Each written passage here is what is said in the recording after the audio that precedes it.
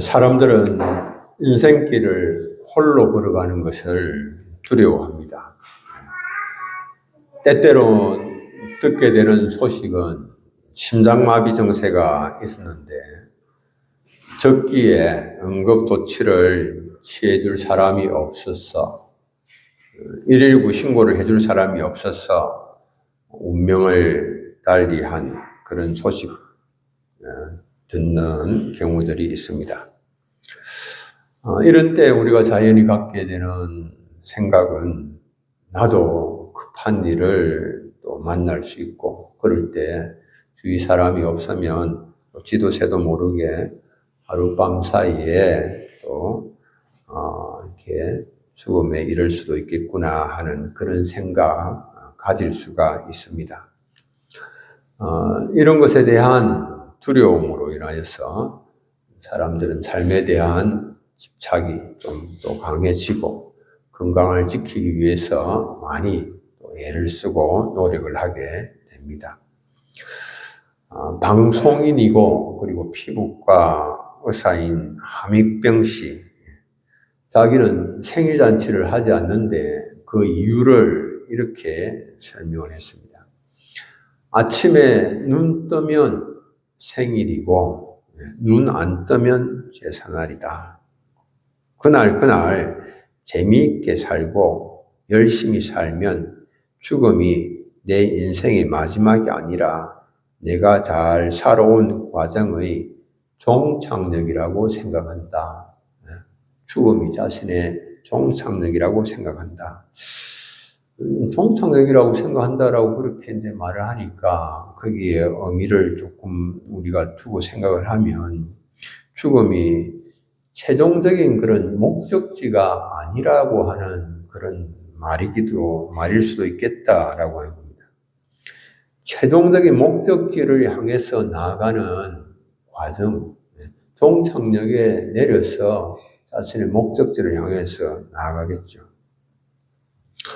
우리 가운데 누구도 죽음을 통하지 아니하고는 하나님 나라에 이를 수 없고 또 고난을 통하지 아니하고는 연단에 이를 수 없음을 생각을 하게 됩니다.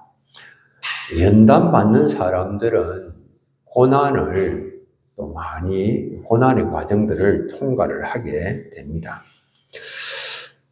형의 분노와 살해 위협을 맞아서 홀로 외산촌 라반의 집을 향하고 있는 이 야곱, 바단 아람으로 혼자서 그 기나긴 여행길을 떠나면서 야곱은 두려움에 사로잡혔습니다.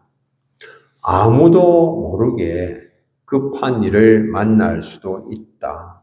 어려움을 겪을 수도 있다라고 하는 그런 사실 때문에 그렇습니다.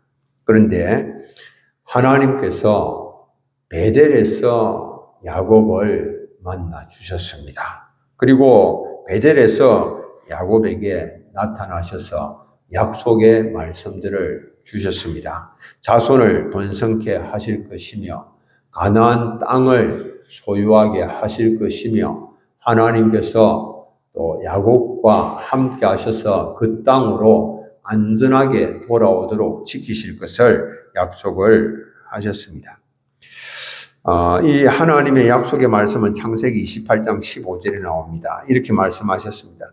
내가 너와 함께 있어 네가 어디로 가든지 너를 지키며 너를 이끌어 이 땅으로 돌아오게 할지라. 내가 네게 허락한 것을 다 이루기까지 너를 떠나지 아니하리라. 여러분들 혼자서 하란을 향하여서 긴 여행의 길을 떠나는데 한 750km 이렇게 이제 말하는데 그 길을 떠나는데 얼마나 두렵고 얼마나 참 외롭고 얼마나 답답한 그런 심정이었겠습니까? 그런데 하나님께서 너를 떠나지 아니하겠다. 안전하게 이 땅으로 돌아오게 하겠다. 하나님께서 그렇게 약속을 하신 것입니다.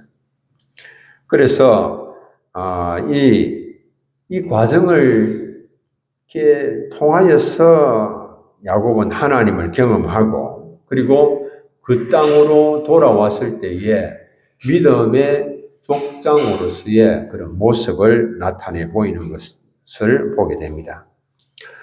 하나님은 이 야곱의 여행길에 내내 동행하시고 야곱을 지키셨습니다. 야곱의 걸음을 인도하셔서 오늘 본문의 말씀에는 보면은 동방 사람의 땅에 이르게 하셨다. 그 긴 여행길에 하나님께서 딱 동행해 주시고 지켜주셔서 마침내 동방 사람의 땅에 이르게 하셨고, 그리고 그곳 들판에 한 운물에 이르게 하셨습니다. 그 운물은 외삼촌 라반의 딸 라헬이 양떼들에게 물을 먹이는 그 운물이었습니다. 야곱은 그곳에서 라헬을 만납니다. 그리고 자신이 이 라반의 조카임을 알립니다. 그러니까 라헬이 달려가서 자기 아버지에게 이 사실을 알리고, 라반이 달려와서는 야곱을 영접하여서 입을 맞추고 그리고 자기 집으로 인도하여 드렸습니다. 이 뜨거운 그런 환영 속에서 야곱의 도피행각이 성공적으로 진행이 되는 듯 합니다. 겉으로 드러난 그런 모습과 하나님께서 보시는 것은 그러나 다른 것이죠. 이 모든 과정을 주장하시고 계시고 섭리하시는 하나님은 그러면 어떤 분이신가 라고 하는 겁니다. 하나님은 길에서도 인도하시는 하나님이십니다. 야곱의 길에서 인도하신 하나님, 우리 인생길에서도 우리가 하나님을 의지할 때에 하나님 우리의 걸음을 인도하십니다. 야곱이 안전하게 동방 사람의 땅에 이르게 된 것은 베델에서 야곱에게 나타나신 그 하나님께서, 하나님 약속하셨지 않습니까? 어디를 가든지 지키실 것을 약속하셨는데 그 하나님의 약속의 결과입니다. 하나님의 도우심의 결과였죠. 부엘세바에서 하란까지 약 720km입니다. 이 장거리 여행길이었는데 하나님께서 안전하게 지키셨고, 그리고 마침내 그곳 동방 사람의 땅에 도착을 했고, 그리고 들판에서 라헬이 이용하는 그 운물로 가게 된 것입니다. 이 모든 일들이 우연히 일어난 일이 아니다라고 하는 거죠. 하나님의 지키심과 인도하심 가운데, 또 라헬이 마침 그 양떼를 몰고 오는 그 시간에 또 야곱이 그곳으로 맞추어 갔다라고 하는 것도 우연이 아니다. 하나님의 인도하심이다 라고 하는 겁니다. 여러분들, 하나님의 자녀들에게 하나님의 간섭하심 없이 우연히 일어나는 일은 없습니다. 하나님의 통치 밖에서 우리에게 우연하게 일어나는 일은 없습니다. 우리가 인생길 살아가면서 모든 것이 하나님의 장중에 있다라고 하는 이 사실을 분명하게 확신한다면 두려울 것이 전혀 없죠. 우리가 아무것도 두려워할 필요가 없는 것입니다. 모든 것을 통치하시고 다스리시는 전능하신 하나님께서 나와 함께 하신다라고 하는 거죠. 그래서 비록 모든 내가 생각하는 일들이 내가 짠 그런 시간표 일정에 따라서 진행되어지지 않는다 하더라도 염려할 것이 없습니다. 내 계획이 서지 아니하고 무너진다고 하더라도 너무 분노할 것 없습니다. 그때도 여전히 선하신 하나님의 뜻 가운데 하나님 우리를 인도해 가시고 계시기 때문에 그렇습니다. 전능하신 하나님께서 기쁘신 뜻 가운데 우리를 지키십니다. 홀로 인생길 걸어갈지라도 두려워할 필요가 없습니다. 주위에 아무도 나와 함께하는 사람이 없다 하더라도 두려워할 필요가 없습니다. 이사야 41장 10절, 여러분들 잘 아시는 말씀이지요. 우리 함께 한번 읽어볼까요? 두려워 말라, 내가 너와 함께함이니라. 놀라지 말라, 나는 내 하나님이 됨이니라. 내가 너를 굳세게 하리라. 참으로 너를 도와주리라. 참으로 나의 어려운 오른손으로 너를 붙들리라. 아멘. 전능하신 하나님께서 어려운 오른손으로 우리를 붙들고 계시는데 누가 우리를 해칠 수 있겠습니까? 누가 우리를 넘어뜨릴 수가 있겠습니까? 하나님은 결코 우연히 우리를 지배하도록 버려두지 아니하시는 하나님이시죠. 야곱의 사랑하는 아들 요셉이 있습니다. 그런데 그 요셉이 형들의 안부를 살피러 갔다가 형들의 적개심으로 죽음의 구덩이에 던져졌습니다. 그런데 하나님께서는 그 죽음의 구덩이에 던져진 채로 요셉을 버려두지 아니하셨습니다. 그 순간에 그곳으로 이스마엘 상고들이 지나가게 하셨고, 그리고 그들로 하여금 요셉을 은 20에 사서 요셉을 애굽으로 데려가게 하셨습니다. 그리고 애굽에서 요셉은 국무총리가 되는 것이죠. 이 모든 과정들이 그냥 우연히 일어나는 과정이 아니다라고 하는 것입니다.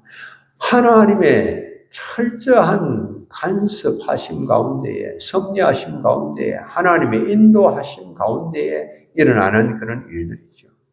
모든 상황에서 하나님께서 하나님의 백성들을 지키시고 하나님 역사하십니다. 그냥 우리가 믿음이라고 하는 것이 이 전능하신 하나님께서 우리를 인도하신다, 주장하시고 섭리하신다, 이걸 그냥 꽉 그냥 붙잡고 믿어버리는 겁니다. 그럴까, 아닐까, 이렇게 생각하는 거, 이거는 역사가 없는 거예요. 그냥 믿습니다, 하나님. 하나님 내 인생 끝날 마지막 날까지 하나님 나를 지키심을 딱 믿습니다. 딱 믿고 두려움 없이 담대하게 나가는 것이죠. 모세 부모가 아기 모세를 더 이상 기를 수가 없어서 갈대 상가에 넣어서 모세를 나일강으로 떠내려 보냈습니다. 하나님께서 버려두시겠습니까? 버려두시지 아니하시는 거예요. 그때도 하나님께서 바로의 공주가 그곳에서 모욕을 하게 하시고, 그게 우연히 일어난 일이 아니에요. 하나님의 섭리 가운데. 그리고 그 시녀가 갈대 상자를 발견하게 하시고 하나님께서 하신다라고 하는 거예요. 하나님께서 그냥 버려두시지 아니하신다라고 하는 거예요. 모든 것이 하나님의 장중에 있다라고 하는 이야기입니다. 그래서 모세는 이 물에서 건짐을 받고 바로의 궁전에서 친어머니 요게벳의 품속에서 또 돌봄을 받고 양육 가운데 자라게 되는 것이죠. 이런 일들이 그냥 하다 보니 그냥 우연히 일어났다, 이게 아니에요. 하나님께서 인도하셨다, 하나님께서 섭리하셨다라고 하는 것입니다. 모든 것이 하나님의 장중에 있습니다. 때로는 늦어질 수 있습니다. 때로는 실패할 수도 있습니다. 그러나 여전히 모든 일의 결국은 선하신 주님의 장중에 있다라고 하는 겁니다. 그러므로 우리의 인생에 있어서 가장 중요한 것은 주님의 도우심을 받기 위해서 깨어서 기도하는 일입니다. 이게 가장 중요하죠. 모든 것이 하나님의 장중에 있으니 깨어서 기도하고 하나님의 도우심을 받는 것이 얼마나 중요하겠습니까? 그런데 야곱은 보면 복받기를 원하였고 형통하기를 원하였지만은 하나님의 도우심을 구하는 그 일에는 뭔가 좀 부족이. 어떻게 보면 이것이 오늘날 우리의 모습과 아주 비슷해요. 우리가 하나님의 도우심을 받기를 원하고 복받기를 원하지만 그러나 하나님을 신뢰하고 전폭적으로 하나님께 맡기고 하나님께 부르짖고 깨어서 기도하고 하는 이런 일들에는 뭔가 좀 부족한 것이 있다라고 하는 것을 보게 되는 겁니다. 두 번째, 하나님 어떤 분이신가? 기도 가운데 순적한 만남을 허락하시는 분이에요. 우리가 이 순적한 만남, 이건 어떻게 보면 기적처럼 보이는 그런 거예요. 이 믿음이라고 하는 것은 우리가 기도 가운데 기적이 일어나기를 정말 원하는 것이 그게 믿음이에요. 아유, 여러분들 우리가 기도하지만 기적은 나는 바라지 않는다. 아니요. 순적한 만남이 순적하게 막 이런 일들이 순조롭게 진행이 되면 우리가 세상적으로 인간적으로 보면 기적처럼 보이죠. 그러나 그 기적이 일어나는 것을 기적을 허락하시는 하나님이기 때문에 우리가 믿음이라고 하는 것은 그 하나님의 임하심, 그 하나님께서 우리의 삶을 주장하시는 것 이거 생각하면서 기적을 바라는 것 그것이 믿음이죠. 하나님의 역사, 하나님의 일상이지만은 우리에게는 기적이죠. 그러나 야곱은 너무나 중요한 순간에 하나님의 도우심을 구하지를 않습니다. 자신의 아내를 구하는 일은 인생에 있어서 너무 중요한 일 아닙니까? 그런데 이 중대한 순간을 눈앞에 두고 야곱은 하나님께 구하지를 않습니다. 이삭의 아내를 구하는 일에 정권을 받은 아브라함의 종 엘리에셀은 순적한 만남을 위하여서 하나님의 도우심을 구하였죠. 믿음의 족장이 아닌 아브라함의 종은 그때 그 이삭의 아내를 구해야 하는 그 일에 하나님의 도우심을 위하여 순적한 만남을 위하여서 기도했는데 어떻게 믿음의 족장으로서 야곱은 기도하지 아니하고 이 일을 행할 수 있냐라고 하는 겁니다. 창세기 24장 12절에 보면 엘리에셀은 이렇게 기도합니다. 그가 이르되 우리 주인 아브라함의 하나님 여호와여 원하건대 오늘 나에게 순조롭게 만나게 하사 내 주인 아브라함에게 은혜를 베푸시옵소서. 순조로운 만남, 순적한 만남. 하나님께서 만나야 할 사람을 그곳에서 만나야 할 곳에서 만남으로 인하여서 하나님께서 내게 붙여주신 사람이 바로 이 사람이다라고 하는 것을 내가 알게 하옵소서. 순적한 만남을 허락해 주옵소서. 여러분들 순적한 만남을 위한 기도보다 더 중요한 일이 무엇이 있겠습니까? 우리의 인생에 있어서 순적한 만남보다 더 중요한 일이 무엇이 있겠습니까? 왜냐하면 우리는 순적한 만남을 통하여서 하나님의 축복을 경험하고 인생의 풍요와 행복을 맛보게 되기 때문에 그렇죠. 여러분들 사마리아 운물가 수가성 여인은 대낮에 물을 길러 나왔다가 예수님을 만나고 그 운명이 바뀌지 않습니까?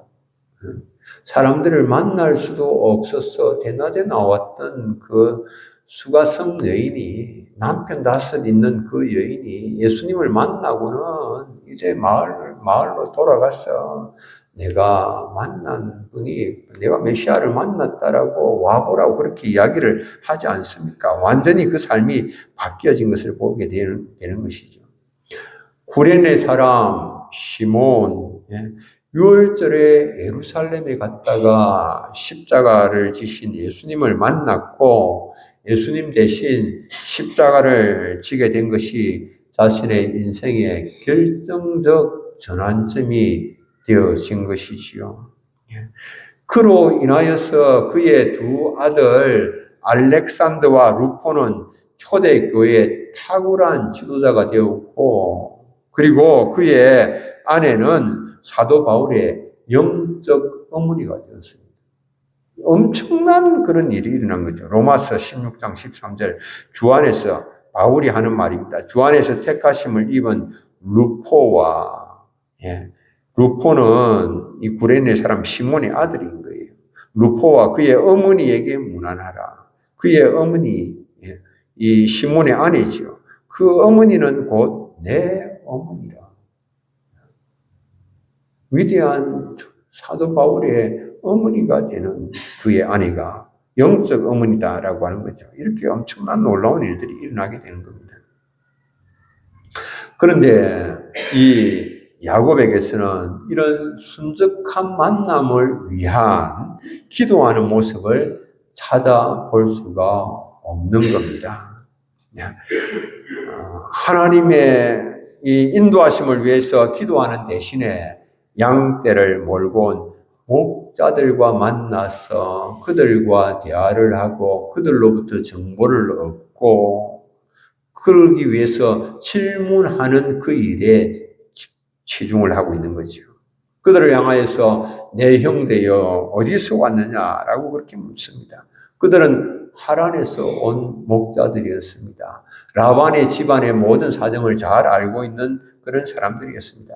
물론 사람들을 만나야 하고 물어봐야 하고 또 모든 정보를 얻어야 하지만 여러분들 그보다도 앞서서 하나님 앞에 기도해야 되고 하나님의 인도하심을 구해야 하는 것이죠.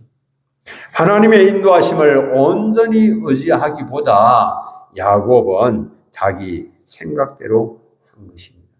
여러분 이제 이 야곱의 모습을 보면서 참 우리가 정신을 바짝 차리고 하나님을 의지하지 않고 그냥 되는 대로 신앙생활을 하다 보면 야곱의 이런 모습이 바로 나의 모습인 것 같다라고 하는 그런 생각이 이제 많이 들죠.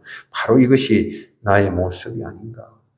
전폭적으로 하나님의 도우심을 의지하면서 살아가야 하는 그런 인생임에도 불구하고 순조로운 만남을 위하여서 기도하는 것을 소홀히 하는 우리 자신들의 모습. 기도하는 것을 소홀히 합니다. 그런데 우리가 그런 것들을 소홀히 하고 그냥 내 생각대로 내 뜻대로 지나고 보면 하나님께서 그런 우리의 모습에 대하여서 정말 하나님 앞에 무릎 꿇고 하나님의 음성을 듣고 하나님의 인도하심을 받는 것이 무엇보다 우선되어야 된다라고 하는 것을 반드시 하나님께서 우리에게 또 가르치시거든요. 그런 가르치시는 그것은 우리가 어떻게 보면 참 고통스러운 그런 과정을 거치면서 그런 과정을 통하여서 우리가 배우게 되는 그런 것이죠. 세 번째로 우리가 볼 수 있는 것이 하나님은 공의의 하나님이시다라고 하는 사실입니다. 야곱은 아버지를 속여서 장자의 축복을 받고 형 에서의 불같은 노를 피하여서 하란으로 도피를 했습니다. 도피 과정에 별 큰 어려움이 없이 외삼촌 라반의 집에 안착을 했습니다. 자기 어머니 리브가가 세운 그런 모든 계획들이 순적하게 잘 진행되는 것처럼 그렇게 보였습니다. 아버지를 속여서라도 축복을 받기만 하면 그리고 도망만 가면 그뿐이다라고 하는 그런 생각이 들 법도 합니다. 형을 속여서라도 장자의 명분을 또 취하고 축복을 받고 먼 곳으로 도망가면 그냥 끝인가 아무 일도 없는 것인가 그런 생각도 듭니다. 그러면 하나님의 공의는 도대체 무엇인가 그런 생각을 갖지 않을 수 없죠. 야곱은 주간 그릇으로 장자권을 사고 사악한 방법으로 장자의 축복을 쟁취를 했습니다. 야곱이 사악한 방법으로 얻고자 했던 것은 종기와 명예와 치위였습니다. 장자의 지위, 그 장자의 지위에 따른 여러 가지 가문을 대표하는 대표, 그리고 재산 상속권 이런 것들 다 받는 것이죠. 누리는 그런 것이었죠. 야곱은 섬기기보다는 섬김 받기를 좋아했습니다. 실제로 그들이 태중에 있을 때에 하나님께로부터 받은 말씀은 큰 자가 어린 자를 섬기리라라고 하는 그 말씀인데요. 그 장자의 모든 그 지위, 특권, 그것은 받고 싶었지만은, 그러나 그 약속의 말씀, 하나님의 말씀은 받기를 원하지 않은 그런 것이죠. 영적으로 야곱의 자손된 오늘의 성도도 마찬가지입니다. 우리가 복 받기를 원합니다. 그리고 누가 더 큰 자가 되는가, 이런 것에 많은 관심이 집중되어 있습니다. 그러나 주님께서 제자들에게 하시는 말씀은 누구든지 크고자 하는 자는 섬기는 자가 되어야 하리라 라고 하는 그 말씀이죠. 마태복음 23장 11절로 12절 함께 한번 읽어보겠습니다. 너희 중에 큰 자는 너희를 섬기는 자가 되어야 하리라. 누구든지 자기를 높이는 자는 낮아지고 누구든지 자기를 낮추는 자는 높아지리라. 아멘. 여러분들 교회 수도 마찬가지입니다. 장로며 집사며 권사며 직분은 섬김을 받는 지위 아니죠. 섬김을 받는 지위가 아니고 섬김의 직분이죠. 섬기는 자로 우리가 부름을 받았다라고 하는 것입니다. 그런데 야곱은 섬기기보다 섬김 받는 것, 이거 생각했습니다. 사랑하기보다 사랑받는 것, 이게 목말라 했습니다. 순종하기보다도 복과 풍요, 이런 것에 마음을 빼앗겼습니다. 그런 것은 실제로 이제 자기가 집안에 있으면서 정말 나는 섬기는 자가 되어야 되겠다라고 그런 훈련을 받고, 사랑을 베푸는 자가 되어야 되겠다라고 하는 그런 훈련을 받고, 어떻게 하든지 순종하는 자가 되어야 되겠다라고 하는 그런 훈련을 받아야 되는데 그 훈련을 못 받은 겁니다. 그 훈련을 제대로 받지를 못하니까, 그것이 안 되니까 하나님께서 이제 야곱을 오랜 이 여행의 여정 끝에 외삼촌 라반의 집으로 하나님께서 그를 인도하셔서 그곳에서 그 훈련을 받게 하시는 겁니다. 우리가 받아야 할 훈련들은 받아야, 그래야 정말 상속자로서의 모습을 갖추어야 되는 거죠. 그 받아서. 하나님 나라를 상속하고자 원한다면 하나님 나라를 상속받을 만한 그런 준비를 해야만 하는 일이죠. 그래서 이 야곱이 외삼촌 라반의 집에서 한 달 동안 한 대를 받고 지냈는데, 한 달의 시간이 딱 지나고 나니까 라반이 처음으로 이제 야곱에게 말을 하는 겁니다. 라반으로부터 듣는 말이 섬김과 관련된 딱 그 말을 처음으로 듣게 되는 겁니다. 야곱이.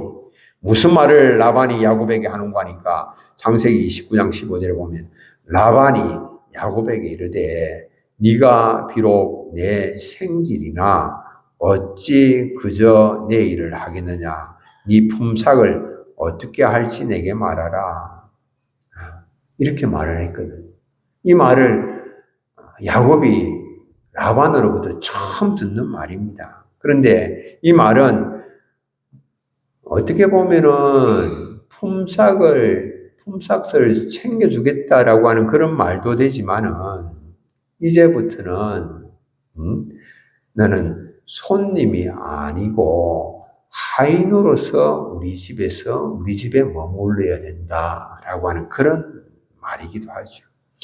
비록 조카이기는 하고 그래서 환영했지만은 손님으로 우리 집에 오래 머물 수는 없다. 그래서 지금부터는 나와 함께 이곳에 머물기 위해서는 그것을 네가 원한다면 하인으로서, 종으로서만 가능하다. 그리고 그 싹은 내가 지불해 주겠다. 그렇게 말을 한 그런 것입니다. 종으로 부리겠다라고 하는 겁니다. 여러분들 이제 한번 딱 생각해 보십시오. 이런 말을 들었을 때에 야곱에게 드는 마음, 어떤 마음이겠습니까? 야곱의 아버지는 이삭이에요. 이삭이 거부입니다, 거부. 거부일 뿐만 아니라 믿음의 족장, 믿음의 조상, 아브라함의 손자예요.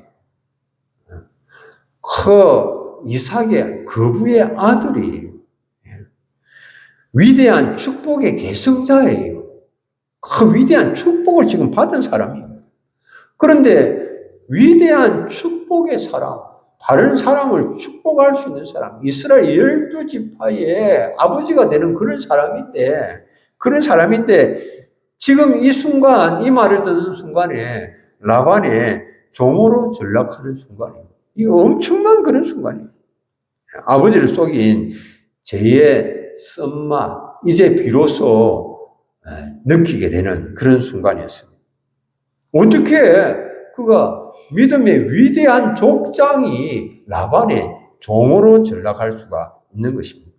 그런데 이건 그냥 서막에 불과한 거예요. 단지 시작에 불과한 겁니다. 라헬을 위하여서 외삼촌을 7년을 섬길 것을 이제 계약을 했습니다. 계약을 공짜로 일할 수 없으니까 자 이제 약정을 하자, 계약을 하자. 그러니까 외삼촌의 딸 라헬을 위하여서 내가 7년을 섬기겠습니다. 7년이 됐습니다. 결혼 이제 예식을 하고 첫날 밤을 보냈습니다. 다음 날 아침이 돼서 눈을 떠보니까 자기 옆에 누워 있는 사람은 라헬이 아니고 레아였습니다. 라반이 그 밤에 레아를 야곱의 아내로 두었습니다. 완전히 지금 이제 속임을 당한 거 아닙니까? 그래서 야곱이 외삼촌이 나를 속이심이 어찌 됨입니까? 항의를 막 하는 거예요. 어떻게 이럴 수가, 사람을 이렇게 속여 먹을 수가 있습니까? 그런데 돌아오는 대답은 뭐냐 하니까 창세기 29장 26절로 27절. 언니보다도 아우를 먼저 두는 것은 우리 지방에서는 하지 아니하는 바다. 이를 위하여서 7일을 채우라. 우리가 그도 내게 주리니 네가 또 나를 7년 동안 섬길지니라. 여러분들 야곱이 참 자기 집에서 형 에서의 장자권을 무시를 했죠. 무시를 했는데 이제 한 이국 하란에 와서 이 라반의 집에서 강제로 첫 번째 난자의 권리를 존중하지 아니하면 안 되는 그런 위치에 이르게 되고, 그래서 그 교훈을 이제 집에서 못 배우니까 이곳에 나와서 배우게 되는 것입니다. 에스와의 관계에서 존중하지 아니하고 무시했지만은 이제 아내와의 관계에서 존중하는 법을 배워야만 했죠.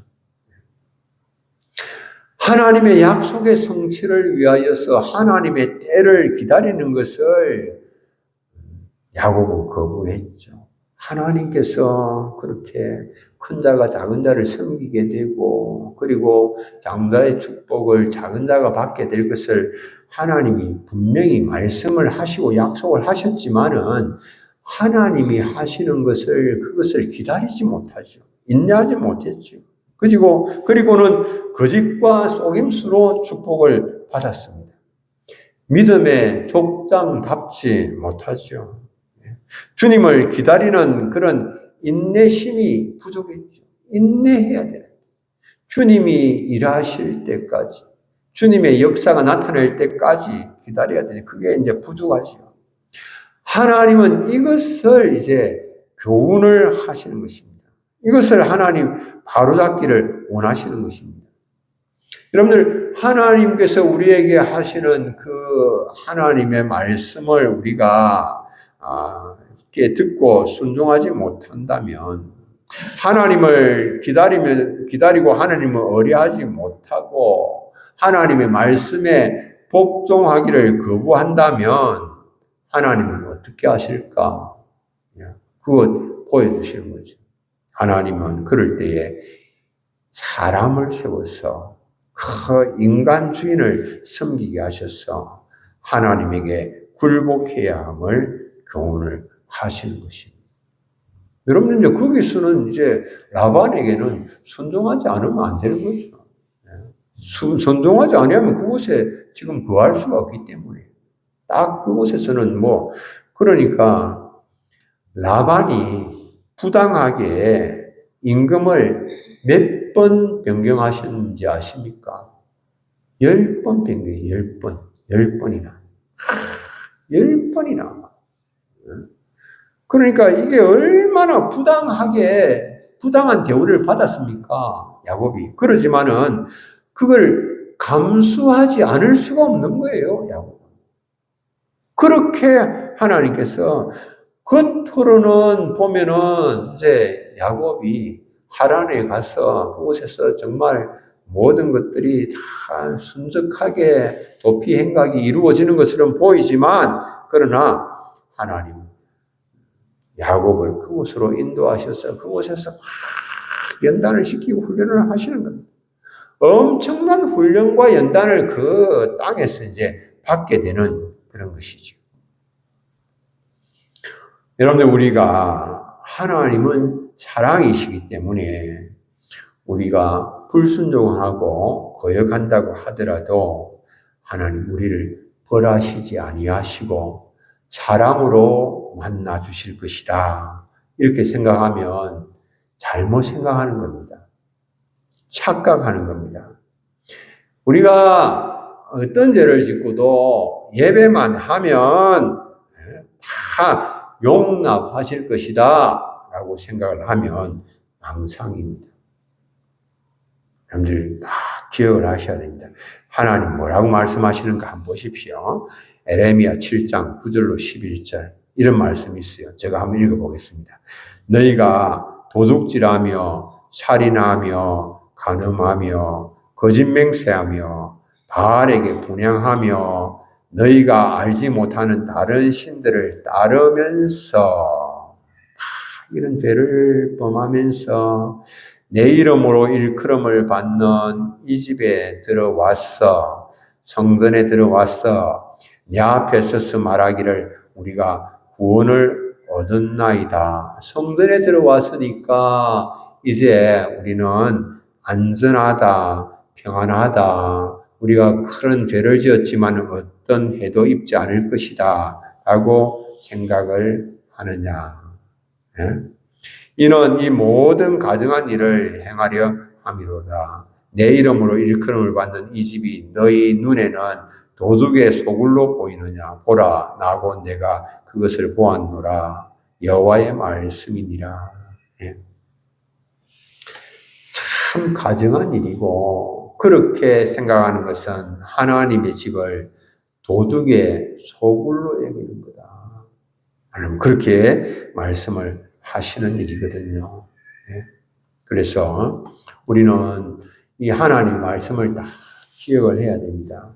하나님의 주권을 인정을 해야 됩니다. 그리고 하나님은 공의의 하나님이시다 라고 하는 것을 기억을 하면서 우리가 하나님의 말씀 딱 붙잡고 기도 가운데에 또 우리의 순적한 인생의 그런 인도하심을 위하여서 또 주님을 의지하고 나아가시는 사랑하는 성도님들 다 되시길 바랍니다. 우리 찬송 한 장 보겠습니다. 63장 보겠습니다.